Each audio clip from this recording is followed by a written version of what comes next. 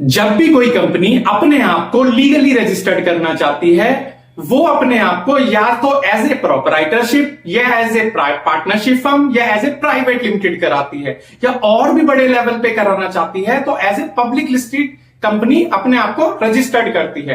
पर जब वो अपने आप को पब्लिक लिस्टेड कंपनी रजिस्टर्ड करती है तो वो अपना एक आईपीओ लेके आती है और उस आईपीओ को रजिस्टर्ड करती है एनएससी पर या बीएसई पर, या दोनों पर भी कर सकती है।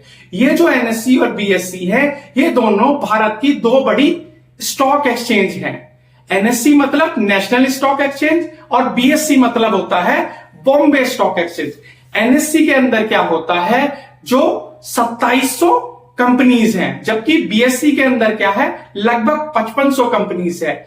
एनएससी क्या है, एनएससी का जो इंडेक्स है यानी कि निफ्टी है, और जो बीएसई है उसका इंडेक्स है सेंसेक्स है।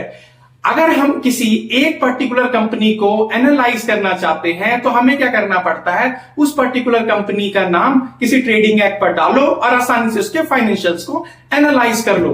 पर अगर हमें एनएससी की परफॉर्मेंस को एनालाइज करना है तो उसके लिए हमें क्या करना पड़ेगा, उससे जुड़ा हुआ जो इंडेक्स है यानी कि निफ्टी, यानी जिसके अंदर एनएससी पर लिस्टेड 2700 कंपनीज में से 50 टॉप कंपनीज हैं अकॉर्डिंग टू मार्केट कैप, तो हमें क्या करना पड़ेगा, एनएससी को एनालाइज करने के लिए हमें निफ्टी को एनालाइज करना पड़ेगा। अगर निफ्टी पॉजिटिव है इसका मतलब ओवरऑल जो एनएससी की परफॉर्मेंस है वो पॉजिटिव है।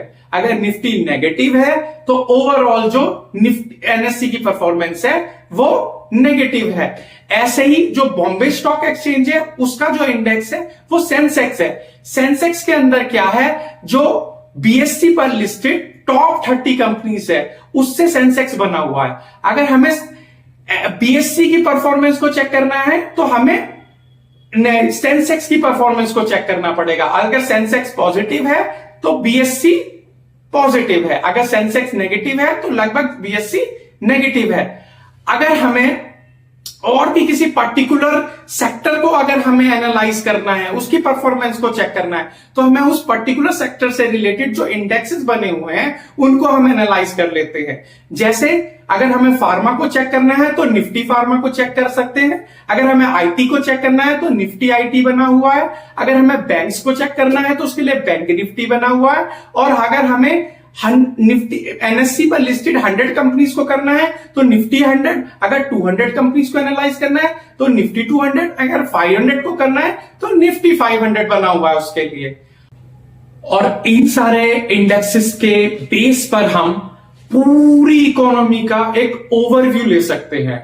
और यार अभी भी अगर आपने मेरे चैनल को सब्सक्राइब नहीं किया है और मेरी वीडियो को लाइक नहीं किया है तो please subscribe my channel and like my video. Thank you so much.